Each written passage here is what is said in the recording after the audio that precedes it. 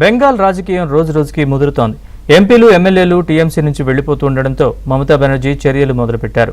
అల్లుడు అభిషేక్ బెనర్జీ అధికారాలను కట్టడి చేశారు. యూసఫ్ పఠాన్ ఎంపీగా రాజీనామా చేయాలనే వ్యవహారం చర్చనీయాంశంగా మారింది.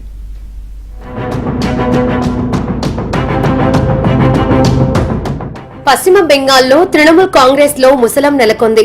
పార్టీ ఎమ్మెల్యేలు చేజారిపోతూ ఉండటంతో మమతా బెనర్జీ దిద్దుబాటు చర్యలు చేపట్టింది. పార్టీలో నంబర్ 2గా ఉన్న అభిషేక్ బెనర్జీకి అధికారాలను తగ్గించే ప్రయత్నం చేశారు. ఇప్పటికే 58 మంది ఎమ్మెల్యేలు మమతపై తిరుగుబాటు చేయగా ఇప్పుడు ఎంపీలు సైతం టీఎంసీకి గుడ్ బై చెప్పనున్నట్లు సమాచారం.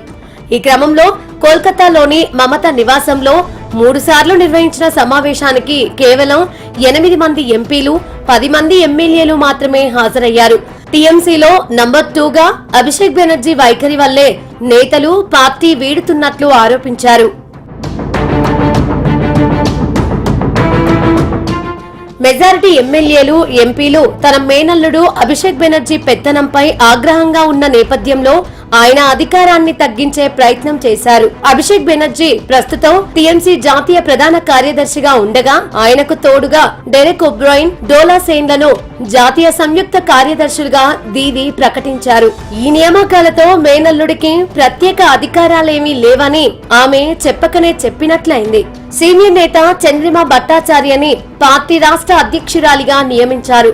పార్టీలో తిరుగుబాటు నేపథ్యంలో దీదీ తనకు పార్టీకి అత్యంత నమ్మకస్తులైన వారికి కీలక బాధ్యతలు అప్పగిస్తూ నిర్ణయం తీసుకున్నారు. భవానీపూర్లో ఓటమి తర్వాత ఢిల్లీ వేదికగా మమతా బెనర్జీ రాజకీయాలు చేయాలని నిర్ణయించుకున్నట్లు సమాచారం.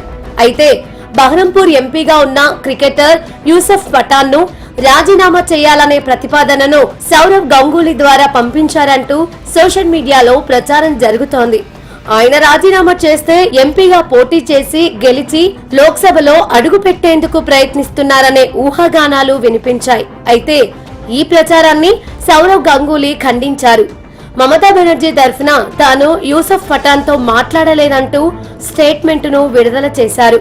మరోవైపు యూసఫ్ పఠాన్ సైతం ఆరోపణలను ఖండించారు. తనను ఇప్పటి వరకు ఎవరూ సంప్రదించలేదని స్పష్టం చేశారు. एमपी पद से रिजाइन कर दे ताकि वो लोकसभा इलेक्शन लड़ सके वहां से। मुझे ममता बनर्जी ने कभी भी ये बात नहीं की। लास्ट मीटिंग भी हुई थी, वहां पे भी उन्होंने मुझे ये बात नहीं की और ना उन्होंने किसी ऑफिशियल पार्टी के किसी लीडर से ये बात कहलवाई। ये बात सरासर गलत है।